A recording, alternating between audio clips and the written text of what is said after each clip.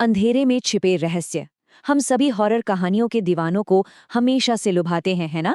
लेकिन आज जिस अर्बन लेजेंड का हम विश्लेषण करने वाले हैं, यकीन मानिए वो रातों की नींद उड़ा देगा। फ्लैट नंबर 18 का रहस्य। ये सिर्फ एक सुनी सुनाई कहानी नहीं है, बल्कि एक पूरी केस स्टडी है। एक खौफनाक मिसाल कि जब कोई अलौकिक शक्ति आपको चेतावनी दे रही हो और आप उसे नजरअंदाज कर दें, तो अंजाम कितना भयानक हो सकता है। तो चलिए, बिना किसी देरी के इस खौफनाक सफर पर चलते हैं। कहानी शुरू होती है एक बेहद अजीब और बेचैन कर देने वाली चेतावनी के साथ। एक सिविल इंजीनियर है रौनक, जो अपनी 7 महीने की गर्भवती पत्नी जूही के साथ एक नई कंपनी के फ्लैट में शिफ्ट होता है। 5 घंटे का थका देने वाला सफर था उनका, लेकिन जैसे ही वहां का सिक्योरिटी गार्ड जूही को देखता है, उसके चेहरे का रंग उड़ जाता है। वो कहता है, आपको किसी होटल में चले जाना चाहिए, मैं आपके लिए घर का इंतजाम कर दूंगा। सोचिए जरा, कोई भी गार्ड अपनी नौकरी दांव पर लगाकर किसी नए अधिकारी को वहां से जाने के लिए क्यों कहेगा? दाल में कुछ काला नहीं था, बल्कि पूरी दाल ही काली थी। ये एक सीधा इशारा था कि उस इमारत में, खास तौर पर उस फ्लैट में, एक गर्भवती महिला के लिए मौत का साया मंडरा रहा था। चलिए इस पूरी टाइमलाइन को थोड़ा बारीकी से समझते हैं। ये कोई आम हॉरर कहानी नहीं थी जहां धीरे धीरे सस्पेंस बनता है, नहीं। यहाँ महज 48 घंटों में सब कुछ तबाह हो गया। पहले ही घंटे में फ्लैट पर आते ही गार्ड की वो खौफनाक चेतावनी। सिर्फ 12 घंटे बीते और रात के अंधेरे में बिस्तर पर पहला शारीरिक अलौकिक हमला। 24 घंटों के भीतर, दिन के उजाले में, जी हाँ, दिन के उजाले में एक बेहद खौफनाक मौत। और फिर 48 घंटों के अंदर वो भयानक अंजाम जिसने सब कुछ खत्म कर दिया। ये टाइमलाइन साफ साफ बता रही है कि वो शक्ति कितनी उग्र और बेचैन थी। अनदेखे अपशगुन, वो चेतावनियां जिन्हें बदकिस्मती से नजरअंदाज कर दिया गया। अगर हम उन शुरुआती संकेतों को देखें, तो वो एक भयानक जाल की तरह थे जिन्हें रौनक ने अनजाने में इग्नोर कर दिया। गार्ड की वो बेचैनी तो बस शुरुआत थी। असली खौफ आया रात 1:30 बजे। जूही को महसूस हुआ कि उसके पेट पर कोई हाथ फेर रहा है। जब उसने उसे छुआ, तो वो इंसानी हाथ था ही नहीं।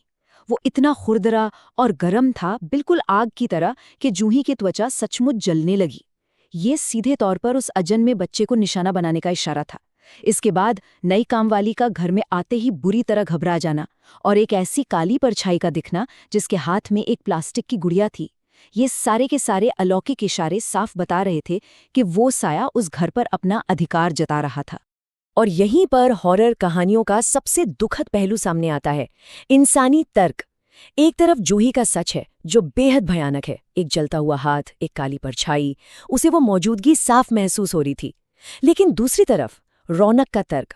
एक इंजीनियर होने के नाते वो हर चीज को साइंस के चश्मे से देख रहा था। अरे, सफर की थकान होगी, कोई बुरा सपना होगा, नई जगह का तनाव है।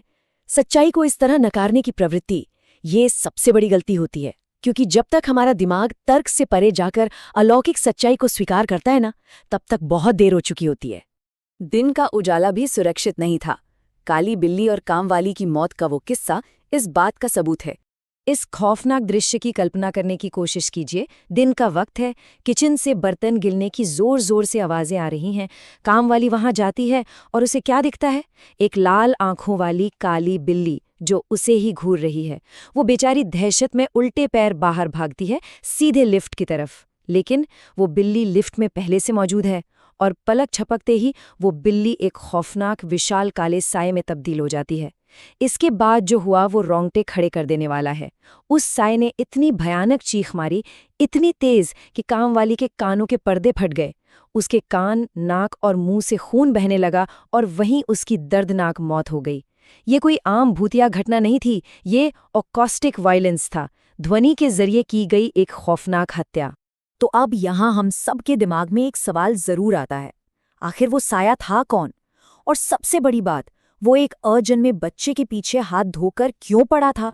इस सवाल का जवाब उस रात की खौफनाक क्लाइमैक्स में छिपा था। रात का सन्नाटा है, रौनक और जूही अपनी बालकनी में बैठे हैं। तभी हवा में एक अजीब सी फुसफुसाहट गूंजने लगती है। एक लोरी, चंदा है तू, मेरा सूरज है तू। अब ध्यान दीजिएगा, ये वो पल था जब जूही के पेट में जो बच्चा लगातार किक कर रहा था, वो अचानक से बिल्कुल शांत हो जाता है। एकदम सन्नाटा। एक माँ के लिए अपने बच्चे की हलचल का इस तरह अचानक रुक जाना किसी भी बुरे सपने से ज्यादा डरावना होता है। वो लोरी कोई मीठा सा गाना नहीं थी, वो साक्षात मौत का बुलावा थी। और अब वो साया छिप नहीं रहा था, वो सीधे उनके बेडरूम में मौजूद था, उस गुड़िया को सहलाते हुए। और फिर उसने स्पष्ट शब्दों में दावा किया, ये बच्चा मेरा है, मैं इसे लेकर रहूंगी। साये ने अपना लंबा खुरदुरा हाथ बढ़ाया और सीधे जूही के पेट पर रख दिया। जूही को एक असहनीय भयानक दर्द शुरू हो गया। ये वो पल था जब रौनक के सारे तर्क धरे के धरे रह गए।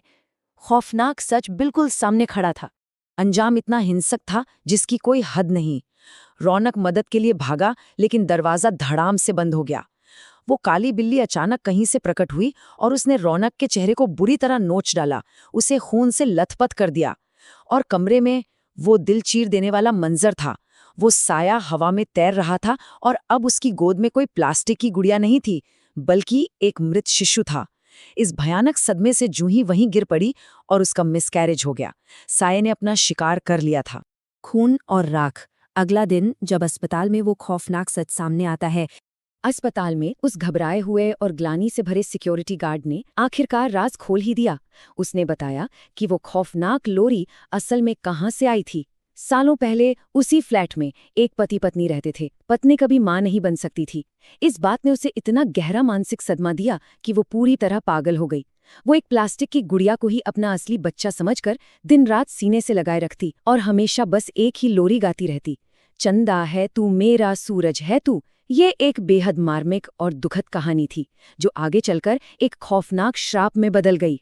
क्योंकि असलियत में सबसे बड़ा राक्षस तो वो इंसान ही था। उस पति ने बच्चे की चाहत में एक सरोगेट मदर का सहारा लिया, लेकिन उस सरोगेट महिला के मन में लालच आ गया। उसने पति को ब्लैकमेल करना शुरू कर दिया कि अगर बच्चा चाहिए तो अपनी पत्नी को रास्ते से हटाना होगा और उससे शादी करनी होगी। और बच्चे के उस अंधे लालच में उस इंसान ने अपनी ही पत्नी को उसकी उस गुड़िया के साथ एक कमरे में बंद करके जिंदा जला दिया। दुनिया को लगा कि ये कोई शॉर्ट सर्किट था, लेकिन असल में ये एक बेहद बेरहम हत्या थी। और अब सारे तार जुड़ते हैं। याद है जूही के पेट पर वो गरम और जलता हुआ हाथ, आग में जिंदा जलने की वो तड़प, वो दर्द उस आत्मा के साथ हमेशा के लिए जुड़ गया था। धोखा खाई हुई उस माँ की आत्मा कभी उस फ्लैट से गई ही नहीं। शायद जूही को देखकर उसे वो सेरोबीट मदर याद आ गई जिसने उसके साथ इतना बड़ा धोखा किया था। बदले की आग और अपने छीने गए बच्चे को वापस पाने की तड़प ने उस आत्मा को एक खौफनाक साए में बदल दिया था, जो अब फ्लैट में आने वाली हर गर्भवती महिला को अपना शिकार बनाता था। जूही और रौनक तो उस हादसे के बाद वो शहर छोड़कर हमेशा के लिए दूर चले गए, लेकिन वो साया, वो आज भी उसी फ्लैट में कैद है। वहां के स्थानीय लोगों का कहना है कि आज भी देर रात फ्लैट नंबर 18 की बंद दीवारों से वही खौफनाक लोरी गूंजती है, चंदा है तू मेरा सूरज है तू।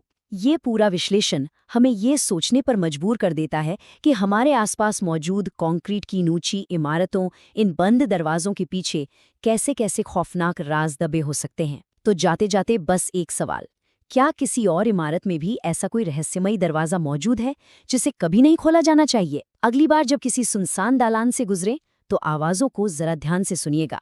आज के लिए बस इतना ही।